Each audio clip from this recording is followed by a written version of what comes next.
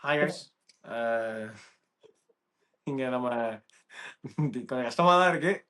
Mumbai Indians have been eliminated from IPL 2026. இன்னைக்கே பார்த்தோம்னா 2 eliminations back to back நடந்திருக்கு. Team number 10 and team number 9 அடுத்தடுத்து இந்த டோர்னமெண்ட் எலிமினேட் ஆயிருக்காங்க. ஸோ என்ன மேட்சை பத்தி பேச போறோம் உங்களுக்கே தெரிஞ்சிருக்கும். ஆர்சிபி வெர்சஸ் மும்பை இந்தியன்ஸ் ராய்ப்பூர்ல நடந்த மேட்ச். ஸோ நல்ல மேட்ச் ஆக்சுவலா. இந்த செக்மெண்டா பேசலாம். பிளேயிங் 11 சேஞ்சஸ் வந்து பேசுவோம். மும்பை இந்தியன்ஸ்ல என்ன சேஞ்ச் பண்ணாங்க? 2 டீமும் சேஞ்ச் பண்ணல, சேம் பிளேயிங் 11 தான் ஆனாங்க. Okay nice. நான் டாஸ் பார்க்கல, எனக்கு தெரியாது. ஸோ ஆன் திஸ் நாட் வந்து பார்த்தோம்னா ஆக்சுவலாக Mumbai Indian RCB bowling choose பண்ணாங்க. அண்ட் மும்பை இந்தியன்ஸ் வந்து ரொம்ப போராடி ஒரு 166 அடிச்சாங்க. ஏன்னா அகைன் கொஞ்சம் மழை பெஞ்சிருந்தது. ஃபாஸ்ட் பவுலிங் ரொம்ப யூஸ்ஃபுல்லாக இருக்குங்கிற மாதிரி முன்னாடி ப்ரிவியூலேயே சொல்லியிருந்தோம். பட் பிச்சும் ஆனால் இவ்வளோ ஸ்லோவாக இருக்கும் அப்படின்ற மாதிரி நான் எக்ஸ்பெக்ட் பண்ணல. நான் ஒரு 180 கேம் எக்ஸ்பெக்ட் பண்ணேன்.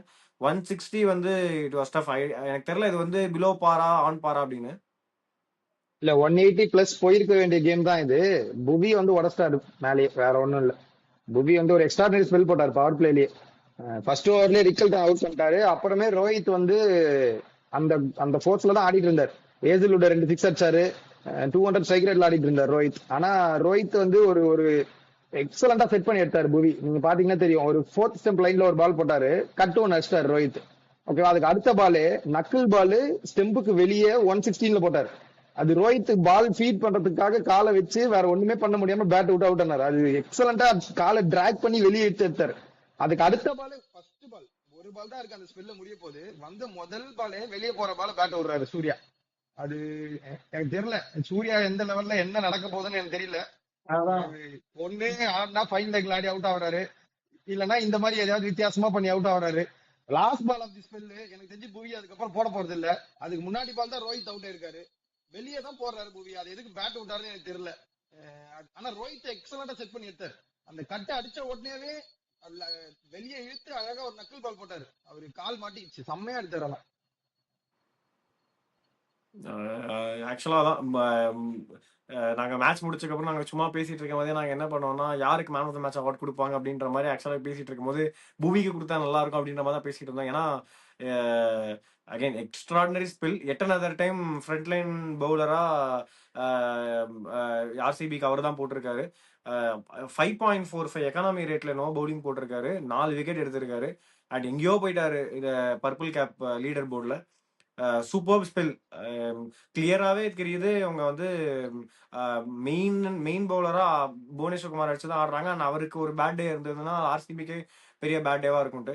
பட் அகைன் அவங்களுக்கு ஒரு பெரிய லக் என்னன்னா ஆக்சுவலா சொல்லணும்னா புவிக்கு இப்போ வரைக்கும் ஒரு பெரிய பேட் டேங்கிற மாதிரி இந்த டோர்னமெண்ட்ல வரல. பேட்டிங் கொலாப்ஸ்னால அவங்க மேட்ச் தோத்துருக்காங்க. பட் புவி கொலாப்ஸ்னால மேட்ச் ஆக்சுவலா தோக்கல. ஸோ அவங்களுக்கு ஆர்சிபியில் இது ஒரு பெரிய அட்வான்டேஜ் இருக்கு. பட் அந்த அதர் ஹேண்ட் மும்பை பத்தி பேசும்போது மிடில் ஆர்டர் கொஞ்சம் ரைட்டா ப்ராமிஸ் காமிச்சாங்க. ஏன்னா நமந்தேரும் சரி திலக் வர்மாவும் சரி ஓரளவுக்கு டீசெண்டாவே ஆடினாங்க. ஏன்னா கான்ஸ்டன்டா விக்கெட்ஸ் போகுது, நெக்ஸ்ட் பவுலர்ஸ் வர போறாங்க, கொஞ்சம் டைட் ஆக போகுது அப்படின்றப்போ கூட ரொம்ப டாட் பால்ஸும் ஆடாம அண்ட் ரிஸ்கி ஷாட்ஸ்க்கும் ஆடாம ரொம்ப டீசெண்டா ஆடினாங்க. அதை பத்தி உங்க பாயிண்ட்ஸ் என்ன?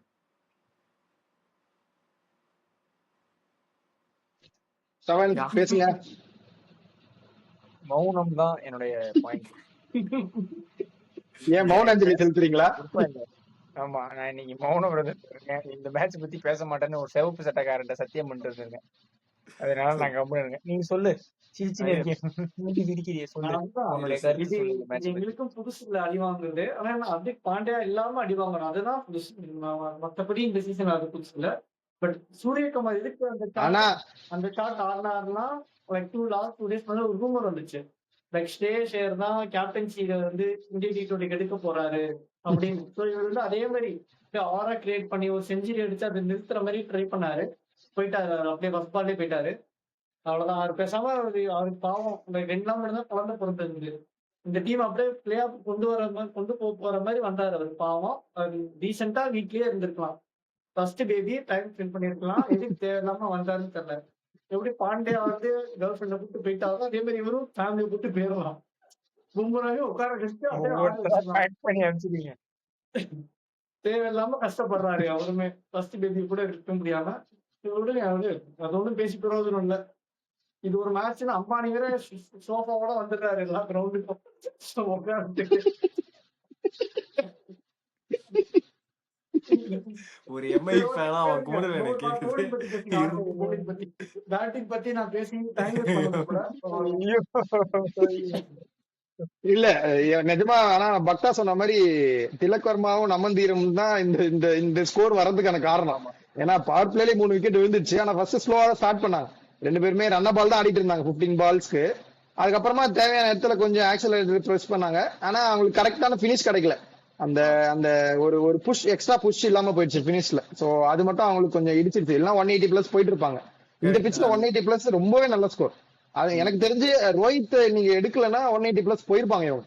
ஏன்னா ரோஹித் அப்படிதான் ஆடிட்டு இருந்தாரு. 170 பெட்டர் ஸ்கோருங்க. 170 இன்னைக்கு இப்ப இப்படி இவங்க பவுலிங் போறவங்க தெரிஞ்சா 170 would have been a better score இன்னைக்கு நிலைமை. கடைசி பால்ல ஜெயிச்சதுனால 3 ரன் எக்ஸ்ட்ரா எடுத்து ஜெயிச்சுட்டு போங்கிறாங்க. 166 அடிச்சாங்க, எப்படி 170 ஆயிடுச்சு ஸ்கோருக்குன்னு. கடைசி ஓவர்ல 10 ரன் தான் டிபெண்ட் பண்ணீங்க. ஏண்டா நீ உன் டீம் ஆடினதை பத்தி கவலைப்பட மாட்டேன். நான் இப்ப சொன்னதை பத்தி உனக்கு கவலை. 4 ரன் சேர்த்து அடிக்க முடியல உன் டீமால. 166 தான் அடிச்சு வருது. 4 ரன் உன் டீமால சேர்த்து அடிக்க முடியல. வந்துட்டாங்க நான் பேசுறது குறை சொல்றது. சுத்துறாருன்னு அவரு சோபாவும் அதே இடத்துல இருக்கா, அவரும் அதே இடத்துல இருக்கும். தேவையில்லாம அந்த மனுஷன் சோபாவோட சுத்துறாரு பிளைட்ல. பாவமா இருக்கு. சோபாவோட சுத்துறான். அண்ட் இல்ல ஆனா அம்பானி வர்றது இல்ல, அதனாலதான் தோக்குறாங்க. நீதா அம்பானி வந்தா மந்திரம் போட்டு ஜெயிக்க எம்ஐய. நீதா அம்பானி வர்றது இல்ல. மந்திரத்தை ஸ்டார்ட் பண்ணிருப்பாரு பாண்டியாலாம். ரூம்ல உட்காந்து என்னாலதான் தோக்குறேங்கிறீங்க, இப்ப என்னத்தை கிழிச்சீங்கன்னு அவர் நினைச்சிட்டு இருப்பாரு. இப்ப ஜம்முன்னு இல்ல எனக்கு தெரிஞ்சு என்னாலதான் தோக்கறேன்னு இவங்க சொல்லிட்டு இருக்காங்க. நீ போய் அடிடா தம்பின்னு எனக்கு தெரிஞ்சு குணால் பாண்டியா கிட்ட சொல்லி வச்சிருப்பான்னு நினைக்கிறேன். இல்ல அடிச்சு அதை ப்ரூவ் பண்ணுடா. அதான் ஆர்சிபி பேட்டிங் வரலாம். வாங்க வாங்க பவுலிங்க்கு வாங்க, ஆர்சிபி பவுலிங்க்கு வாங்க. ஸோ ஆர்சிபி பவுலிங்ல அனதர் பிக்கா ஆக்சுவலா இருந்தது வந்து ரொமாரியோ ஷெப்பர்ட். அவர் ஆக்சுவலா ரொம்பவே நல்லா போட்டாரு. அண்ட் வில்ஜாக்ஸுக்கு அது வில்ஜாக்ஸோட மிஸ் டைம் ஷாட்டா இல்ல இவர் இன்னும் கொஞ்சம் பேச டிசைவ் பண்ணி இன்டு த பாடி போட்டு பிளான் பண்ணி தான் போட்டு விக்கெட் எடுத்தாராங்கிறது எனக்கு தெரியல. பட் ஆக்சுவலா சொல்லணும்னா அது ஒரு மாதிரி லீடிங் ஏஜ்ல போய் வில்ஜாக்ஸ் விக்கெட் அந்த இடத்துல போயிடுச்சு. ரொமாரியோ ஷெப்பர்ட் அது ஆக்சுவலா ரொம்ப குரூஷியல் விக்கெட். ஏன்னா ஓரளவுக்கு உங்களுக்கு இன்னிங்ஸ் பில்ட் ஆயிருக்கு அண்ட் ஸ்கோரும் வந்திருக்கு.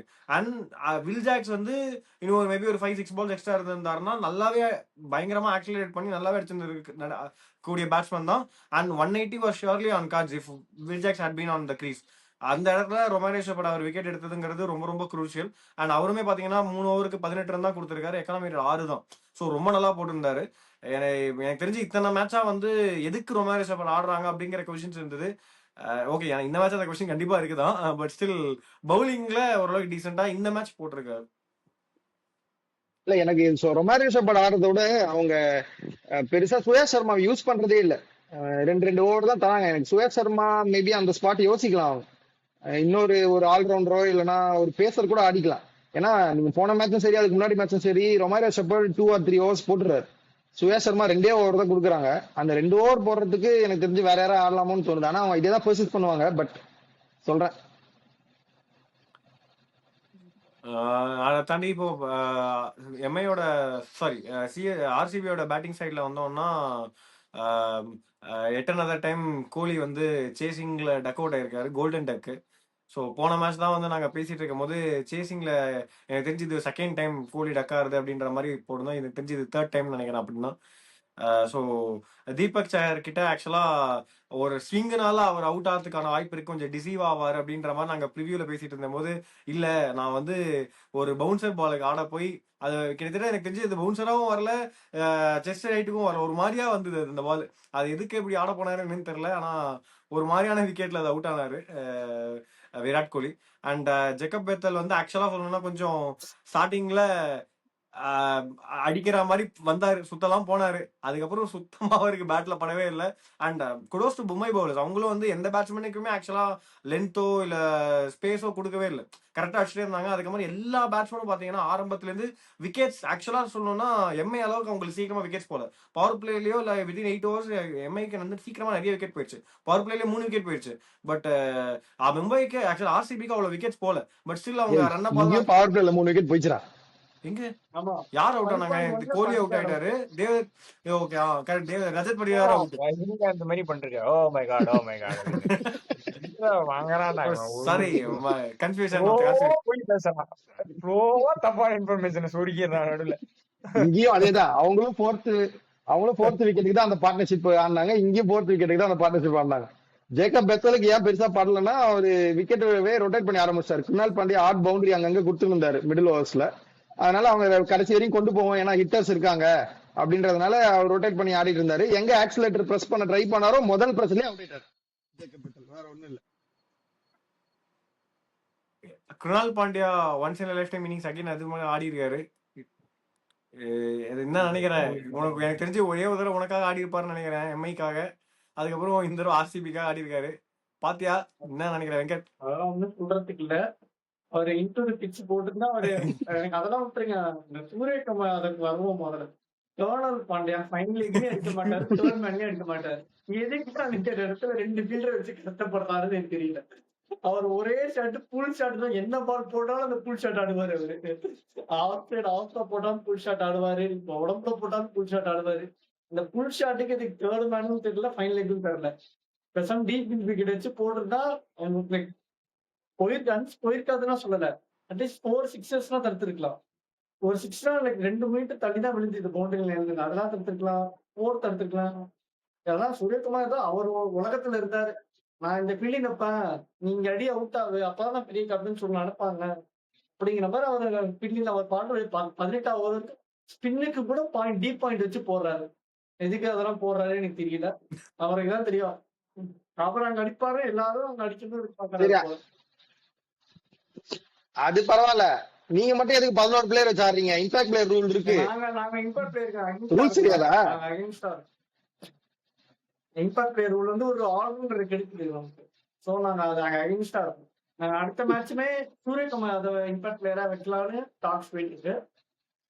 எங்களுக்கு தெரிஞ்சு சீக்கிரமா அதை நாங்க கொண்டு வந்து பாண்டியா திருப்பி கேப்டன் ஆயிடுவாரா அப்போ? இல்ல நாங்க கேப்டன் இப்ப அதையுமே நாங்க கேப்டன் சூர்யா தான் வெளியில இருந்து பண்ணுவாரு, வெளில இருந்து பண்ணிட்டு இருக்காரு.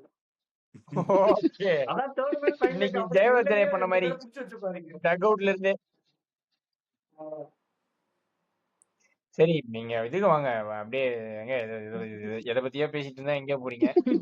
பவுலிங் பத்தி பேசிட்டு இருந்தாங்க, பவுலிங் பத்தி. தீபக் சகர்ல ஆரம்பிச்சு குணால் பாண்டியா பேட்டிங் போய் சூரியகுமார் அதுக்கு வந்து நிக்கிறீங்க. தீபக் சகர்ல இருந்து ஆரம்பிச்சு அவுட் ஆவாரு. தீபக் சகர் பத்தி பேசினாலுமே அதே மாதிரி கார்பின் பாஸ் பத்தியும் பேசி ஆகணும். டெக் நல்லாவே இன்னைக்கு அடிச்சாரு, ஏன்னா இன்வேரியபிள் பவுன்ஸ் இருந்தது. லைக் ஐ மீன் மேல கீழே இருந்தது, ஏன்னா மழை மேலதான் நினைக்கிறேன். ராய்ப்பூர் பிச் இப்படி இருக்காது யூஸ்வலா, அது ட்ரூ பவுன்ஸா தான் இருக்கும். வேரியபிள் பவுன்ஸ் ஏன் இருந்தது எனக்கு தெரியல அது. ஆனா அது கார்பின் பாஸ் எக்ஸலண்டா கிராசிங் தான், ஃபுல்லா கிராசிங் வச்சு போட்டாரு. ரஜத் பட்டிட்டாருமே அது நீ சீன் பால் வச்சு போட்டிருந்தனா அது அவர் புல் ஆடி இருக்க லென்த்துக்கு தான் வந்திருக்கும். கிராசிங் வந்து ஒரு இன்ச் மேல வரவே தான் அவருக்கு டாப்பேஜ் வாங்குச்சு. ஸோ கிராசிங் வச்சு கரெக்டா யூட்டிலைஸ் பண்ணி அழகா போட்டாரு கார்பின் பாஸ், செம்ம டைட்டா போட்டாரு. அதுவும் இந்த ஐபிஎல் எனக்கு தெரிஞ்சு மிடில் ஓவர்ஸ்ல போட்ட ஃபர்ஸ்ட் விக்கெட் மேடின்னு நினைக்கிறேன். விக்கெட் மேடின் வேற போட்டாரு, ஜிதேஷ் சர்மா வச்சு 5 பால் டாட் பால் போட்டாரு. சோ விக்கெட் மேடின் ஒன்று வேற போட்டாரு. சோ எக்ஸலண்டா போட்டாரு, அவர் இழுத்து பிடிக்கவே தான். மேபி அவரு வெங்கட் சொன்ன மாதிரி ரகு சர்மா எங்க ட்ரை பண்ணிருக்கலாம். குணால் பாண்டியா ஆடிட்டு இருந்தனால அவங்க யூஸ் பண்ணலையா எனக்கு தெரியல. பட் ஆனா அவர் குணால் பாண்டியாவும் வந்து அவர் சொன்ன மாதிரி ஸ்லாட் ஸ்லிப் தான் ஆடுவாரு ஸ்பின்னுக்கு. நீங்க அதை மட்டும் ரெல்த் இழுத்து போட்டீங்கன்னா அவருக்கு வெளியே போடலாம். நீங்க வெளியே, அவர் கை கால் வரவே இல்லை, அவர் ஃபுல்லா கிராம்ஸ்ல ஊந்து ஏந்து ஆடுன்னு இருந்தாரு. அப்பயும் ஸ்லாட் பாலே போட்டுட்டு இருந்தா அவர் ஸ்விங்கிங் ஆர்க்லயே போட்டுட்டு இருக்கீங்க. கொஞ்சம் வெளியே ஆப்கானிஸ்தான் பிளேயர்ஸோட இதுங்க குல வழக்கம். அது ஆப்கானிஸ்தான் பிளேயர் யாருக்காவது கிராம்ப் ஆயிடுச்சுன்னா அவங்க 6 அடிக்கிற மாதிரி தான் பவுலிங் பண்ணணும், அது அவங்களுடைய பாரம்பரியம். அது அதை நீங்க பேசக்கூடாது, அதெல்லாம் கொஸ்டின் பண்ணல. நீங்க பாஸ் பத்தி சொன்னீங்க, அதுல எனக்கும் ஒரு பாயிண்ட் இருக்கு. என்னன்னா நம்ம எப்போதுமே பாண்டியா மட்டும் தான் அடிக்கிறோம். இந்த ஒரு சேஞ்சுக்கு இப்போ நம்ம சூர்யா பேசிதான் ஆகும். லைக் யாரும் மெய்டன் போட்டாங்கன்னா உடனே நாங்க அடுத்த ஒரு கண்ணு பிடிக்கிறதுக்காக ஒரு பவுலர் கொண்டு வருவோம். ஒருத்தங்க மெயினா போறாங்க, பிரஷர் இருக்கு அப்படின்னா டக்குன்னு தீபக் சாகர் நடுவுல சொல்லுவோம். அதே மாதிரிதான் இன்னைக்கு ஒரு மெய்டன் போட்டாரு, நடுவுல சொல்லிக்கிட்டாரு தீபக் சேகர் நல்லா தான் போட்டாரு இன்னைக்கு. ராஜ்பாபா நடுவுல சொல்லிக்கிட்டாரு. அந்த ராஜ்பாபா அந்த ஓவர் தேவைப்பட்டிருக்காரு. ஒண்ணு தீபக் சகர் போட்டிருக்கலாம். அவர் தீபக் சகர் இன்னைக்கு பெட்டரா தான் போட்டிருந்தார். அவர் போட்டிருக்கலாம். நான் ஸ்பின்னர் கூட ரகு சர்மா அந்த டைம்ல போட்டிருக்கலாம். அவ்வளவுதான். தேவையில்லாம ஒரு ராஜ்பாபா நடுவுல ரகு சர்மா தான் இம்பாக்ட் பிளேயர். ஒரு ஓவராவது போட்டாரா இல்லையா அவரு? நான் போடல. பார்க்கல சரியா. இது எடுக்கவே இதான் போட்டிருந்தா பார்த்துருப்பீங்க. ஃபீல்டிங்க்கு 11 பேர் வேணுங்கிறதுனால அப்படி பண்றாங்க. ஓகே ஓகே So, அப்படின்னா like டோனால்ட் வேண்டாம், பாண்டியா தேவைப்படல. அடுத்தது ரகு மட்டும் சர்மா எனக்கு தேவைப்படல. சொல்லலாம். ஸோ மற்றபடி லைக் ஜிதேஷ் சர்மாவும் இன்னைக்கு 18 ரன் அடிச்சது எனக்கு அவரோட ஸ்டாண்டர்ட்ஸ்க்கு அது ரொம்ப அதிக ரன் தான் இந்த சீசன்ல. அவரு கண்டிப்பா அவரோட ஃபர்ஸ்ட் ஸ்டாண்டர்ட்ஸ்க்கு தோசை, இட்லி, சாம்பார், சட்னில இப்பதான் மாவு அரைக்க ஆமா. ஆரம்பிச்சிருக்காரு அவரு. இந்த சீசன்ல எப்போ தோசை ஊத்தி சட்னி அரைச்சு சாப்பிடுறாருன்னு பாப்போம். அதே அவரை மாதிரி பத்தி அங்க பேச வேணாம். 2 வேஸ்ட் ஃபினிஷர்ஸ்மே ஆஃப் பயங்கரமா அடிச்சாங்க இன்னைக்கு. டேவிட் வந்தோன்னு போயிட்டாரு. ஷெப்பர்டு அடிச்ச காத்து சென்னை வந்திருக்கு, சென்னை வரைக்கும் வந்திருக்கணும். எனக்கு வந்தது உங்களுக்கு தெரியல. நீங்க சொல்லுங்கப்பா. 4 of 11 balls பால்ல Shepherd. 4 ரன்னு. என்னவோ சுத்துறான் அந்த ஆளு. என்ன பண்றான், எதுக்கு பண்ற ஒண்ணுமே எனக்கு புரியல. 11 பால்ல 4 ரன். வந்த உடனே புவி அடிக்கிறாரு 6. இவருக்கு என்னதான் பிரச்சனை? இல்ல ஆனா அது இன்னும் அது பேசி ஆகணும். லாஸ்ட் ஓவர் மேபி எனக்கு தெரிஞ்சு அல்லா கசன் ஸ்லாட்ல போட்டிருப்பாரு. அதனால அவர் ராஜ்பாவாக்கு போனது நல்ல ஆப்ஷன் தான். நீங்க ஆனா இன்னும் கொஞ்சம் பெட்டரா யூஸ் பண்ணிருக்கலாம். வெங்கட் சொன்ன மாதிரி மேலேயே நீங்க ரகு சர்மாவோ இல்ல கசன்பருக்கு கூட இன்னொரு ஓவர் மேலேயே கூட கொடுத்துருக்கலாம். ஆனா வேற ஆப்ஷன் இல்லன்னும் போது ராஜ்பாவா நல்ல ஆப்ஷன் தான். அவர் இப்படி டிஃபெண்ட் பண்ணிருக்காரு, நான் பாத்திருக்கேன் ஒரு மேட்ச். ஆனால் அவர் எக்ஸிக்யூட் பண்ணதும் கரெக்டா தான் பண்ணாரு. ஆனா புவி எக்ஸலண்டா அந்த ஷாட் பிக் பண்ணிட்டார். வேற ஒண்ணுமே இல்ல, உண்மை அதுதான். அதுவும் டீப் கவர்ல நீங்க அவ்வளோ லாங் டிஸ்டன்ஸ்ல இத்தனைக்கும் நல்லாவே வெளியே தான் விழுந்தது. நல்ல யாக்கர் தான் அது. ரெடிட் அது பண்ணிட்டாரு. அவ்வளவுதான். இல்ல, அங்கதான் போட போறான்றத இல்ல அவர் எடுத்துட்டாரு. bowler ஆ இது பண்ணிருப்பாரு. ரீட் பண்ணிருப்பாரு. அது அவ்வளவுதான். ஓகே. அதான் கரெக்டா புவிக்கு அண்டர் த பால் போயிட்டாரு. வைடியா இருக்கிறதா போட போறாங்கன்னு தெரிஞ்ச உடனே நல்லா அதான். அண்டர் த பால் போய் பிக் பண்ணிட்டாரு ப்ராப்பரா. அவ்வளவுதான் லாஸ்ட் போட போறியா? ஓவர்ல இந்த பிரஷர்ல 6 ஒரு அடிச்சிருக்காரு அவர். 6 கொடுக்கறதுனா லைக் நார்மல் தான். ஆனா அந்த 15 ரன்ல ஒரு 6 மட்டும் போய் எப்படி ஜெயிச்சாங்கன்னா அது அதிசயம். ஒரு 6 எக்ஸ்ட்ராஸ் போட்டிருப்பாரு அதுல. இந்த 6 எக்ஸ்ட்ராஸ் இல்லைன்னா ஒரு நல்லாவே பென் போட்டிருப்பாரு. நான் ஜெயிச்சிருக்கலாம் மேட்ச். 10 பால் ஓவர் போட்டாரு யங்ஸ்டர். அவரு ஓவர்ல. இல்ல அதுல ஒரு வைடே இல்ல உங்ககிட்ட, இதுவும் இல்ல ஆமா. ரிவ்யூ எடுக்கிறதுக்கும். தேவையில்லாத பாயிண்ட் பிச்சிங் அவுட் சைட் போல லெக் இருக்கும். நல்லா அப்பவே மிஸ்ஸிங்க்கு வாங்கிட்டாங்க. எல்லாம் எதுக்கு ரிவ்யூ எடுக்கிறீங்கன்னு தெரியல. இந்த மாதிரி டைட் பழைய மேட்சுக்கு ஒரு அம்பையர் ரிவ்யூ வச்சிருக்கலாம். நிதின் மேனன் எல்லாம் வரதில்ல போல. அதனாலதான் மும்பைக்கு கெட்ட காலம் ஆரம்பிச்சிருச்சு. நிதின் மேனன் எல்லாம் நிக்க வச்சிருந்தா ஜெயிச்சிருப்பாங்க இந்த மேட்ச். நிதின் மேனன் தான் தேர்ட் அம்பையர் நினைக்கிறேன் இல்லையா? இல்ல வேற யாரும். நிதின் மேனன் வரதே இல்ல கேட்டிருந்தா போல கொடுத்துருப்பாங்க, இருக்கு. அதான் போக முடியலையே. ஆமா அதான் ரிவ்யூவே இல்ல. சூப்பரா. ஓகே, பும்ரா மேலயும் டெஸ்பரேட்டா இருந்தாங்க. அதையும் நம்ம தப்பு சொல்ல முடியாது. அவுட்டு இதுன்னு பரவாயில்ல. என்ன பண்றது? ஆனா ரொமேரோ ஷெப்பர்டுக்கு அதை வேஸ்ட் பண்ணிருக்க வேணாம் தான் என்னுடைய கருத்து. அவனை ஒரு எண்டுல நீ பாட்டுட்டு இருந்தா அவனே மேட்ச் தோக்கடிச்சிட்டு போயிருந்திருப்பான்ற மாதிரி தான் ஆடிட்டு இருந்தாரு அவரு. ஓகே, விட்டாங்க. அவ்வளவுதான். Excellent spell by Bumrah also. ஏன்னா அவங்க ஆடின பேட்ஸ்மேன்ஸ் எல்லாம் கொஞ்சம் மோசமான பேட்ஸ்மேன் தான் இல்லைன்னு சொல்ல. But still Bumrah shot is level. அவருக்கு ரொம்ப டயர்டா தெரியறாரு இந்த டோர்னமெண்ட்ல. அண்ட் செகண்ட் ஹாஃப்ல ரொம்பவே டயர்டா தான் தெரியற மாதிரி இருக்கு. பட் ஸ்டில் அந்த பெனல்டிமேட் ஓவர் அவர் சூப்பராகவே போட்டாரு. சான்ஸே இல்லை லிட்டரலி. ஐ மீன் எத்தனை சப்போர்ட் டைம் வேணும். சப்போர்ட் ஓகே தான். இது ஆக்சுவலா சொல்லணும்னா 15 ரன்னு 11 பால் ஆடி 4 ரன் அடிச்ச பேட்ஸ்மேன் கிட்ட டிஃபெண்ட் பண்ணக்கூடிய ஸ்கோர் தான். நீங்க என்ன பண்ணீங்க? யோபால் போட்டீங்க, தலைக்கு மேல 2 வைடு போட்டீங்க. ஸோ எக்ஸிகியூஷன்ல கொஞ்சம் கொஞ்சம் ஸ்மால் மிஸ்டேக்ஸ் இருந்திருக்கு. ரியான் ரிகல்டனும் எக்ஸ்பெக்ட் பண்ணுவோம். அவர் வைடியா இருக்கிறதா போட போறாருன்னா கிளவுஸை கையில கைட்டிட்டு வெயிட் ரெடியா பண்ணுவாராமா. இருந்தோம். என்ன ஒரு கேம் அவேர்னஸ் தெரியல அந்த டைம்ல. சரி, அந்த ஒரு ரன் ஓடின கேம் அவேர்னஸ் பத்தி பேசுறீங்க. 6 நினைச்சு கேட்ச் விட்ட கேம் அவேர்னஸ் பத்தி யாரும் பேச மாட்டீங்களா? அவரே பேசுவாரு. அமன்தீப் பிடிக்கிறதே பெருசு. அத புடிச்சு உருப்படியா வெளியே போட்டா திலக் வர்மா இப்படி விட்டு வர கை வேடிக்கை பாப்பாருன்னா என்ன? அதான் நானா இருந்தா காரி மூஞ்சிட்டு தூக்கிட்டேன். நான் பிடிக்கிறதே பெரிய விஷயம், இதையும் விட்டுட்டு என்ன திட்டியா நீன்னு கேட்டுருப்பேன் நானு. சொல்லுங்க உங்க தாட்ச சொல்லுங்க. அதுதான் சொல்ல ஒரு படத்துல ஒரு காமெடி வரும். நீங்க நடந்த மேட்ச்ல உனக்கு அந்த ஒரு ஆணி தான் பிரச்சனையா இருக்குல்ல. அதேதான் நீ என்ன கேட்டாலோ. பட் இருந்தாலும் நம்ம ஸ்கையை பத்தி ஒரு பாயிண்ட் பேச சொல்லி அங்க போயிடுவோம். பெரிய ஆணியே இல்ல. கடைசியில 15 ரன் டிஃபெண்ட் பண்ணிருக்கலாம். ஒயிட் இல்லாம போட்டிருந்தா அவரே அங்க தோக்கறதுக்காக ஒருத்தர் ஆடிட்டு இருந்தாரு. ஆர்சிபி தோக்கறதுக்கு அவங்க கிட்ட போய் தோத்துட்டு இருந்திருப்போம் இவரை போட்டு ஒவ்வொரு நாள். எனிவேஸ் ஆனா அகைன் ஆனா அந்த எண்ட் ஆஃப் த டே இது ரொம்ப நல்ல மேட்ச் இது. ஆக்சுவலா நம்ம வந்து ரொம்ப காமெடியா பேசிட்டு இருக்கோம், பட் ஆக்சுவலா ஆன் ஸ்கிரீன் பார்க்கும்போது நல்லா இருந்தது. ஆக்சுவலா சொல்லணும் ரொம்ப க்ளூடா இருந்தது. எங்கேயுமே மூவ் ஆகல. ரொம்ப நல்லா இருந்தது இந்த மேட்ச் ஆக்சுவலி பாக்குறதுக்கு. ஏன்னா இது ஒரு ப்ராப்பர் 160 மேட்ச்ல எப்படி டிஃபெண்ட் பண்ணலாம்னு ரெண்டு டீம்ஸுமே ஓரளவுக்கு லெவல்ஸ் காமிச்சாங்க. அவங்களுமே பவுலிங் நல்லா போட்டாங்க, இவங்களுமே பவுலிங் நல்லா போட்டாங்க. And one stand out performance ரெண்டு டீம்லயுமே இருக்கும், அளவுக்கு டீசெண்டா ஆடினாங்க. ஸோ ஆக்சுவலா சொல்லணும்னா ஒரு நல்ல மேட்ச் தான். பட் அகைன் செகண்ட் ஹாஃப்ல நிறைய விக்கெட்ஸ் ரஜத் படிகார் அவுட் ஆனக்கு அப்புறமேவே வந்து எம்ஐ கிட்ட தான் ரொம்ப நேரமா கேம் இருந்தது. அது அவங்க தான் கொஞ்சம் கையில இருந்து நழுவ விட்டாங்க. ஃபர்ஸ்ட் இந்த திலக் வர்மா கேட்ச், செகண்ட் இந்த லாஸ்ட் ஓவர்ல அந்த ஸ்மால் எக்ஸிகியூஷன் மிஸ்டேக்ஸ் எல்லாம். அண்ட் இந்த மிஸ்டேக்ஸ்னால இன்னைக்கு இப்போ அவங்க பக்கத்துல ஒரு விழுந்துச்சு. ஸோ இதுக்கப்புறம் அவங்க எதுவும் நடக்க முடியாது. 2027 தான் ஏதாவது பிளான் பண்ணுறோம். சாப்பாட்டுல ஈ விழுந்துச்சு. எடுத்து போட்டு சாப்பிடுங்களா. எல்எச்சிக்காரன் என் சாம்பார்ல பெருச்சாலே விழுந்திருக்குன்னு உட்காந்துருப்பான். பரவாயில்ல போ, பண்ணுங்க 2 பேரும் ஜாலியா. இல்ல என்ன ஒரே ஒரு பிரச்சனை, நம்ம மேபி இதெல்லாம் ஐபிஎல் முடிச்சதுக்கு அப்புறம் கூட தனி வீடியோ செக்மெண்டா பேசலாம். 2025 சூப்பர் டீம், 2026ல இருந்த ஓட்டையெல்லாம் அடைச்சிட்டு இன்னும் சூப்பர் டீமோட வந்தாங்க.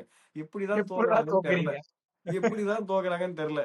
8 இன்ஜுரிடா எங்க டீம்ல, அதுக்கே நாங்க பிளே ஆஃப்க்கு போட்டி போட்டுட்டு இருக்கோம். இதுல சீசன் ஆரம்பத்துல மீம் வேற, அந்த சாட்டை இது கால்ல விழுங்கடா, 5 கேப்டன் இருக்கு கால்ல விழுங்கடான்னு. நீ காலே இல்லாம கீழே உட்காந்துருக்கீங்க வீல் சேர்ல. Anyways on this good note, வேற எந்த பாயிண்ட்டும் இல்லைன்னா இந்த வீடியோ முடிச்சுக்கலாம். வெங்கட் உங்ககிட்ட தான் தனியா கேட்கணும், எதா இருக்கா உன் டீம் பத்தி சொல்ல? அவனை கேட்டினா மகாபாரதமே எழுதுவான்டா இன்னைக்கு மேட்ச் வச்சு. கையை பேசாம வீட்டுல உட்காந்து அவங்க ஃபர்ஸ்ட் டைம் அப்பா இருக்காரு, டைம் ஸ்பெண்ட் பண்ணுங்க, குழந்தையோட இருங்க, பார்த்துட்டு என்ஜாய் பண்ணுங்க, அவ்வளவுதான். ஆன்லைன் இன்னிங்ஸ் பத்தி என்ன ரோஹித் சர்மா கேப்டன்சி அவர் ஆன்லைன் இல்ல, அவர் ஆன்லைன் இன்னிங்ஸே ஒரு நிமிஷம் தான். அதை பத்தி நம்ம 2 நிமிஷம் பேசி டைம் வேஸ்ட் பண்ணக்கூடாது. அதுதான் என்னோட பாயிண்ட்டுமே தவிர வேற எதுவுமே பாயிண்ட். ஒரு நிமிஷமா, ஒரு செகண்ட்ரா பபுள் கம் வந்து நின்னா ரொலக்கன் அவுட் அடி போயிட்டே இருந்தாங்க. டைம் இருக்குல்ல, அந்த ஒரு நிமிஷத்துக்காக நம்ம 2 நிமிஷம் 3 நிமிஷம் பேசி நம்ம டைமுக்கு எடுத்துக்கிட்டு நம்ம வியூவர்ஸோட டைமுக்கு எடுத்துக்கிட்டு அதெல்லாம் பண்ணாதீங்க. அந்த பபிள் கம் ஃபிளேவர் கூட போயிருக்காதுடா அவரா இருந்த நேரத்துக்கு. அவ்வளவுதான்.